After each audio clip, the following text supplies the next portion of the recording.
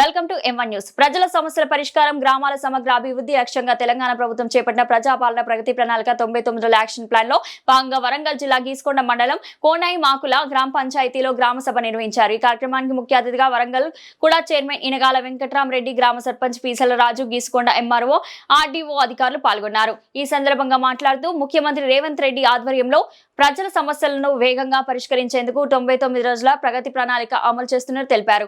రైతు భరోసా, ఇందిరమ్మ ఇల్లు, 500 gas cylinder, Gruhajyothi pension, Kalyana Lakshmi వంటి ప్రభుత్వ సంక్షేమ పథకాలపై గ్రామ ప్రజలకు వివరించారు. అలాగే గ్రామాభివృద్ధి, పారిశుద్ధ్యం, విద్య, వైద్య సేవలు, రైతు సమస్యలు, యువతకు ఉపాధి అవకాశాలపై చర్చించారు. గ్రామ ప్రజలు తమ సమస్యలను అధికారుల దృష్టికి తీసుకురావాలని, గ్రామ సభలను సద్వినియోగం చేసుకోవాలని సూచించారు. ఈ కార్యక్రమంలో ఉప సర్పంచ్, వార్డు సభ్యులు, పంచాయతీ కార్యదర్శి, శాఖల అధికారులు, గ్రామ పెద్దలు, మహిళలు, రైతులు, SHG సభ్యులు, పథకాల లబ్ధిదారులు మరియు గ్రామ ప్రజల పెద్ద సంఖ్యలో పాల్గొన్నారు. రాష్ట్ర ప్రభుత్వం తరఫున ప్రాజెక్టులు అమలు చేస్తున్న కార్యక్రమాలలో ప్రజా సంక్షేమమే ధ్యేయంగా, గ్రామీణ పేదరిక నిర్మూలన లక్ష్యంగా, ఆర్థిక స్వావలంబన దిశగా ఆదాయ అభివృద్ధి కార్యక్రమాలను చేపడుతూ మహిళా సాధికారత కోసం వేగంగా పనిచేస్తున్నామని ఈ సందర్భంగా గర్వంగా తెలియజేస్తున్నాం. ఈ మధ్య కాలంలో ఈ ఆర్థిక సంవత్సరంలో గాను మండలానికి బ్యాంకు రుణాల అందించడంలో జిల్లాలోనే ప్రథమ స్థానంలో ఉన్నాం. మా లక్ష్యానికి మించి 40 కోట్ల బ్యాంక్ లింకేజీని ఈ యొక్క ఆర్థిక సంవత్సరమే అందించడం జరిగింది. వడ్డీ లేని రుణాల కింద మండలంలో ఇప్పటి వరకు దాదాపు 98% వరకు 758 సంఘాలు 3,58,18,000 రూపాయలు 4 దఫాలుగా వడ్డీ లేని రుణాలను వారి ఖాతాలోకి వేయడం జరిగింది. ఈసారి ప్రజాపాలనలో ఈ ప్రభుత్వం వచ్చినాక ఈ వడ్డీ లేని రుణాల విషయంలో మాత్రం రాజీ లేకుండా ప్రభుత్వం ఎప్పటికప్పుడు వడ్డీ లేని రుణాలు అందిస్తున్నందుకు మహిళలందరి తరఫున కూడా మేము ప్రభుత్వానికి ధన్యవాదాలు ఈ సందర్భంగా తెలియజేసుకుంటున్నాం. అదేవిధంగా సార్ మహిళా శక్తి పార్టీలకు అతీతంగా చెప్పండి అని చెప్పి సార్ చెప్పడం జరిగింది. మరి సార్ గారికి మా రేషన్ కార్డులు ఏది పెండింగ్ లేకుండా ఒక సార్కు ఒక వాట్సాప్ చేస్తే చాలు మొత్తం పనిచేసి పెట్టాడు. సార్కు మరి మా కొత్త రేషన్ కార్డుదారులందరూ రుణపడి ఉంటారు సార్ మీకు. అలాగే 109 మందికి సభ్యుల చేరికలో రేషన్ కార్డులో చేయడం జరిగింది. మరి అసంపూర్తిగా ఉన్న కొత్త గ్రామ పంచాయతీ నిర్మాణం కూడా పూర్తి చేయడం జరిగింది. మహిళా కమ్యూనిటీ హాల్ దగ్గర వాళ్ళకి టాయిలెట్స్ కానీ కాంపౌండ్ వాళ్ళు కూడా కట్టడం జరిగింది సార్. మరి ఈ రకంగా ఈ 2 సంవత్సరాల కాలంలో మరి కాంగ్రెస్ ప్రజా ప్రభుత్వం ఈ పనులు చేయడం జరిగింది సార్. అలాగే మన కూడా చైర్మన్ గారికి విజ్ఞప్తి సార్, మరి నేను గెలిచి 3 నెలలు అవుతాను సార్. మరి ఇంతవరకు గతంలో అనుమతులు గ్రామ పంచాయతీకి ఉండేదో తెలియదు కానీ ఇప్పుడైతే లేదంటారు సార్. మరి నాన్ లేఅవుట్ వెంచర్లు చేస్తారు ఎవరికి వారే స్వార్థంగా. మరి దానికి ఒక లిమిట్ అనేది లేదు. ఎక్కడికి కూడాకు పోవాలా, గ్రామ పంచాయతీకి పోవాలా అనేది గ్రామ పంచాయతీకి రావట్లేదు, కూడాకు పోవట్లేదు. ఇండివిజువల్ గా పేపర్ మీద గీతలు గీసి అమ్ముకుంటారు. రీసెంట్ గా నిన్ననే ఒక అతను వచ్చి నేను ఎక్కడనో కొన్నా, నాకు ఒక రిజిస్ట్రేషన్ పేపర్లు ఉన్నాయి, నాకు గృహ నిర్మాణ అనుమతి కావాలని నా దగ్గరికి వచ్చాడు. ఒకవేళ నీకు గృహ నిర్మాణ అనుమతికి ఒకవేళ మంజూరైతే వారికి విద్యుత్ సౌకర్యం కల్పించాలి, నేను వాటర్ సౌకర్యం కల్పించాలి. మరి వాళ్ళు ఎవరి దగ్గర కొన్నారు, ఎట్లా కొన్నారో కూడా తెలియదు. గ్రామ పంచాయతీకి వస్తే గ్రామ పంచాయతీకి 1 ఎకరం కొంటే మాకు ఇంత స్థలం కేటాయిస్తే గ్రామ పంచాయతీ అన్ని సదుపాయాలు వాళ్ళకి ఇస్తాం. అలాగే కూడాకు పోయినా కూడా వాళ్ళు కొంత స్థలం పెట్టుకొని కూడా చేస్తారు. కానీ విచ్చలవిడిగా నాన్ లేఅవుట్లు చేసి మరి ప్రజాధనాన్ని ఉన్న వారికి ఇబ్బంది పెడతారు, మరి అమ్ముకున్న వారికి ఇబ్బంది పెట్టి మధ్య దళారులే బతుకుతున్నారు. కాబట్టి ఈ వ్యవస్థను మీరు కొంచెం దృష్టిలో పెట్టుకోవాలి సార్ తప్పకుండా. అలాగే సార్ మా గ్రామంలో మరి హైమాస్ లైట్లు ఒక 5 కావాలని తమరికి విజ్ఞప్తి చేస్తున్నాను సార్. మరి మా గ్రామం నుంచి కూడాకు చాలా డబ్బులు పోతున్నాయి సార్. మరి ఖచ్చితంగా మీరు ఇస్తారని ఆశిస్తున్నాను సార్. హైమాస్ లైట్ మాత్రం బతుకమ్మ బొమ్మ కాడ ఒకటి, బొడ్రాయి కాడ ఒకటి, మన దూదేకులవాడ మసీద్ కాడ ఒకటి, ఇక్కడ మెయిన్ రోడ్డు మీద మన ఆంజనేయ స్వామి టెంపుల్ కాడ ఒకటి, ఒక 5 కావాలి సార్ మాకు.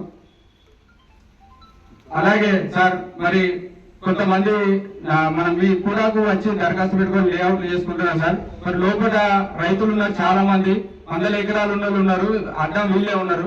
మరి వీళ్ళు దారులు లేకుండా మూసేసుకుంటారు సార్. కొంతమంది కావాలని కక్షతోని కొంతమంది దారులు పుత్తారు, కొంతమంది ఏమో అసలు లేదు, ఇచ్చేది లేదు, మీకు పోనీయం లేదంటారు సార్. మరి మా రైతులందరూ ఆ రకంగా నష్టపోతారు. మరి తమ దృష్టికి తీసుకొస్తున్నాం సార్. ఆ రైతులకు దారి ఖచ్చితంగా కావాలి, ఎందుకంటే వాళ్ళు లోపలికి పోవాలి, వాళ్ళ జీవన బతుకు తెరివే అదే సార్. ఖచ్చితంగా మీరు ఈ బాటా విషయంలో మీరు మాకు సమాచారం ఇవ్వాల్సిందిగా విజ్ఞప్తి చేస్తూ నమస్కారం గ్రామ ప్రజలందరికీ. చాలా సంతోషంగా ఉంది, ఎందుకంటే ఈ గ్రామంలో మహిళలు ఎక్కువ ఉన్నారు, పురుషులు తక్కువ ఉన్నారు. సో మహిళా రాజ్యంగా కొనేమాక ముందరికి కూడా ఫేమస్. గత 15 ఏళ్ళుగా చూస్తున్నాను నేను. నాకు ఇష్టమైన గ్రామం, ఎందుకంటే ఎటు పోయినా ఈ గుండకాయలు అయితే ఉంటుంది. తీసుకుంటూ పోవాలన్నా, ఇటు నర్సంపేట పోవాలన్నా, ఇటు సంగం పోవాలన్నా ఇప్పుడు రోజు కష్టం అవుతుంటుంది గ్రామం. చాలా సంతోషం ఇక్కడ నేను ముఖ్య అతిథిగా రావడం. సో మీరందరూ ఇప్పుడు ఎంఆర్ఓ గారు, ఎంఈఓ గారు అందరూ కూడా మీకు సమస్యల గురించి చెప్పారు, పథకాల గురించి చెప్పారు. ఒక సమయం తీసుకోకుండా ఈ ప్రజాపాలన ఏదైతే ప్రోగ్రామ్ స్టార్ట్ చేసినామో అది మీకోసం. అది ఎందుకంటే పాలన ప్రజల దగ్గర తీసుకెళ్ళి మీ సమస్యలు ఏమున్నా వాటిని పరిష్కరించాలని చెప్పి మా ఉద్దేశం.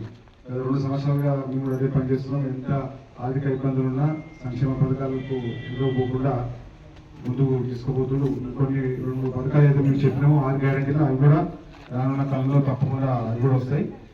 ఎలక్షన్ ఇంకా మనకి ఇంకా 3 ఏళ్ళు ఉంది కాబట్టి అన్ని ఒకేసారి కావాలి. 2 సంవత్సరాల్లో చాలా పథకాలు చేస్తాం. ఇప్పుడు ఎంఆర్ఓ గారు చెప్పారు, మీరు స్క్రీన్ మీద కూడా చూసారు. ఇకపోతే కొత్తగా నిన్న కూడా ఇంద్రమ బీమా పథకం కూడా 1,15,00,000 మంది కుటుంబాలకు కూడా లాస్ట్ టైం సర్వే చేసినప్పుడు వాళ్ళకు కూడా 5 లక్షల బీమా కూడా మనం అనౌన్స్ చేయడం జరిగింది. అదే ప్రీ ప్రైమరీ స్కూల్కి వెళ్ళి ఇంటర్మీడియట్ వరకు బ్రేక్ఫాస్ట్ కూడా సీఎం బ్రేక్ఫాస్ట్ స్కీమ్ కింద వాళ్ళకు కూడా ఇవ్వడం జరుగుతుంది. ఇంటర్మీడియట్ పిల్లలకు కూడా భోజన పథకం కూడా ఇంకోటి స్టార్ట్ అవుతుంది. ఏదైతే ఫిజికల్ హ్యాండిక్యాప్ పిల్లలు ఉన్నారో వాళ్ళకు వాహనాల కోసం కూడా స్కీమ్ తయారైంది. వాటి అప్లికేషన్స్ కూడా ఎంఆర్ ఆఫీస్లో మా దగ్గర ఉన్నాయి. అవి కూడా మీరు ఏ అవసరం ఉన్నా అధికారులు అందరూ కూడా ఉన్నారు, అందరినీ మీరు సంప్రదించండి. ఏదైనా కష్ట నష్టాలు ఉంటే సర్పంచ్ ఉన్నారు, ఎమ్మెల్యే గారు ఉన్నారు, నేను ఉన్నాను. ఏమున్నా మా దగ్గరికి వచ్చి ఈ సమస్యలు పరిష్కరించుకోవాలి. ఇకపోతే గ్రామం అభివృద్ధి చెందాలంటే అందరూ ఒకటే దాడి మీద ఉండాలి, ఒకటే లైన్ ఉండాలి. మహిళా సంఘాలకు రుణాలు ఎంత మంచిగా వస్తున్నాయో అవి ఉన్న మంచిగా వాడుకొని వాటిని మీరు ఇంకా అభివృద్ధి చేయడానికి ప్రయత్నం చేసుకొని వాటిని ఉపయోగించుకొని వాడు వృధా ఖర్చులు చేయకుండా అవసరం వచ్చే పనులకు ఖర్చు పెట్టుకొని దాన్ని ఇంకా పెంచుకొని బ్యాంక్ బ్యాలెన్స్ కానీ ఇంట్రెస్ట్ కానీ తెచ్చుకోవడానికి ప్రయత్నం చేయండి. ఇప్పుడు ఎంఆర్ఓ గారు కూడా ఒక 2 సమస్యలు చెప్పారు. ఒక లైబ్రరీ ఉంది, వాటికి ఒక లైబ్రరీ కావాలని చెప్పి తప్పకుండా నేను రాష్ట్ర లైబ్రరీ చైర్మన్తో మాట్లాడి ఒక లైబ్రరీని ఫిజికల్ హ్యాండిక్యాప్ వర్క్ ఉంటే వాళ్ళకు ఇచ్చడానికి ప్రయత్నం చేస్తాం.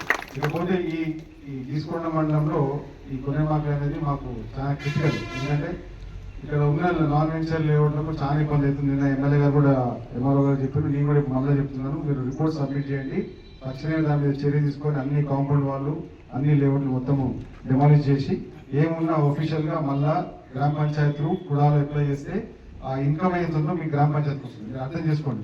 ఇక్కడ వచ్చి ఒక లేఅవుట్ చేస్తే దానికి వచ్చే సపోజ్ ఒక 1 కోటి రూపాయలు వచ్చినాయి మా ఫీజు, 80 లక్షలు మీ ఊరికి వస్తాయి.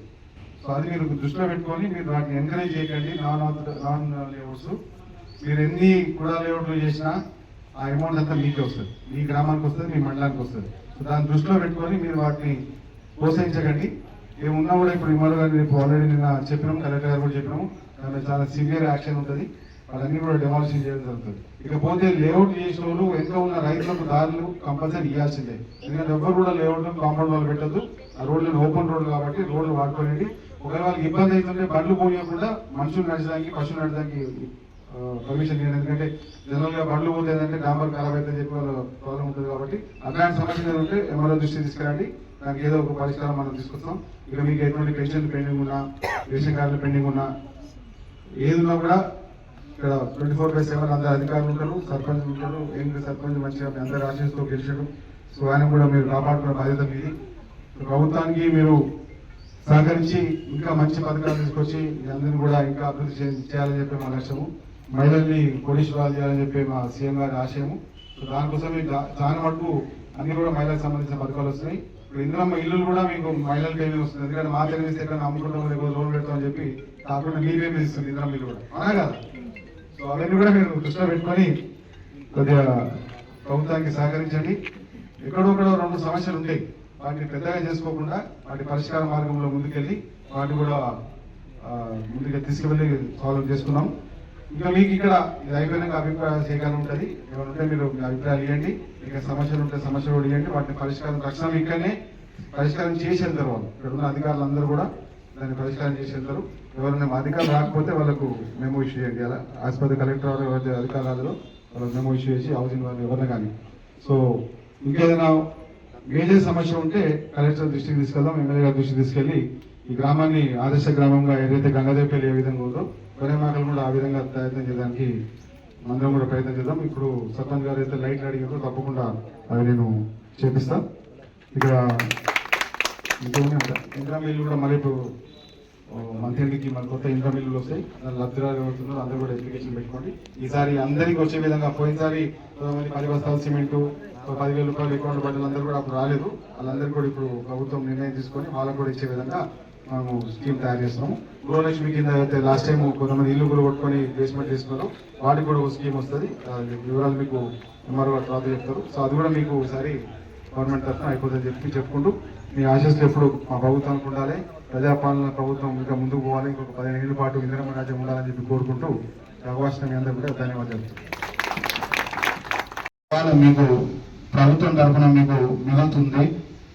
ఇలాంటి తెలంగాణ ప్రభుత్వం 2023 డిసెంబర్ 9న ప్రారంభించి ఈ పథకం ద్వారా మహిళలకు, బాలికలకు మరియు ట్రాన్స్జెండర్ వ్యక్తులకు రాష్ట్రం లోపల Palle Velugu, district express, city ordinary మరియు మెట్రో ఎక్స్ప్రెస్ బస్సులలో ఉచితంగా ప్రయాణం సౌకర్యాన్ని అందించే ముఖ్యమైన సంక్షేమ పథకం.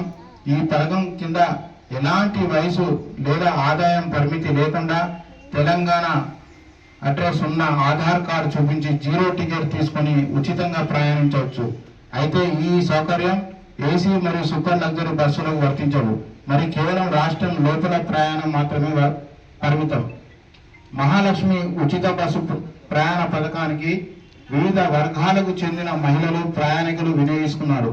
వీరిలో కూరగాయలు విక్రేతలు, ఉద్యోగినులు, ఉపాధ్యాయులు, పాఠశాల కాలేజీ విద్యార్థినులు, వ్యాపార మహిళలు, మెరుగైన వైద్యం కోసం పట్టణ ఆసుపత్రులు వెళ్లే మహిళలు, యాత్రికులు మొదలైన వారు కూడా ఉన్నారు. 2026 మార్చి 29 నాటికి ఈ పథకం కింద 290.27 కోట్లు మహిళా ప్రయాణికులు ఉచితంగా ప్రయాణించి ప్రయాణాన్ని ఉపయోగించుకోగా సుమారు 1,00,000 కోట్ల రూపాయలు ఆదా చేసుకున్నారు.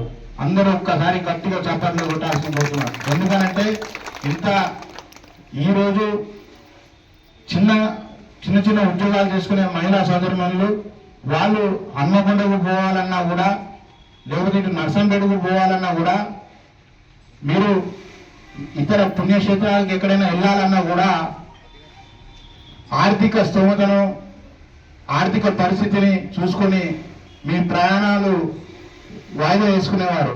కొద్దిగా ఆర్థిక పరిస్థితి మెరుగైన తర్వాత మనం గుడికైనా కానీ, లేకపోతే ఇంకేదో వేరే దగ్గర కానీ, తల్లిగారి ఇంటికైనా కానీ పోదామని ఆలోచన చేసేది. ఈరోజు మీరు ఉదయం వెళ్ళేసి సాయంత్రం వచ్చే విధంగా మీకు ప్రభుత్వం ఇంత మంచి సౌకర్యం కల్పించినందుకు ప్రభుత్వానికి మరియు గౌరవ ముఖ్యమంత్రి గారికి సభాపక్షాన అందరూ గట్టి చప్పట్లతో కృతజ్ఞతలు తెలియవలసిందిగా కోరుతున్నాను. ప్రజాప్రభుత్వానికి మహిళా సంక్షేమమే తొలి ప్రాధాన్యం. రాష్ట్రంలోని 1 కోటి మంది మహిళలను కోటీశ్వరులను చేయాలనే సమున్నత లక్ష్యంతో అనేక కార్యక్రమాలను చేపడుతుంది రాష్ట్ర ప్రభుత్వం. మహాలక్ష్మి ద్వారా ఉచిత బస్సు ప్రయాణం, ప్రభుత్వం నుండి 2 వీడియో క్లిప్ రావడం జరిగింది. అది కూడా ఇప్పుడు మనం ప్లే చేస్తాం. ఆ క్లిప్ తర్వాత మళ్ళీ గ్రామ సభ కంటిన్యూ అవుతుంది.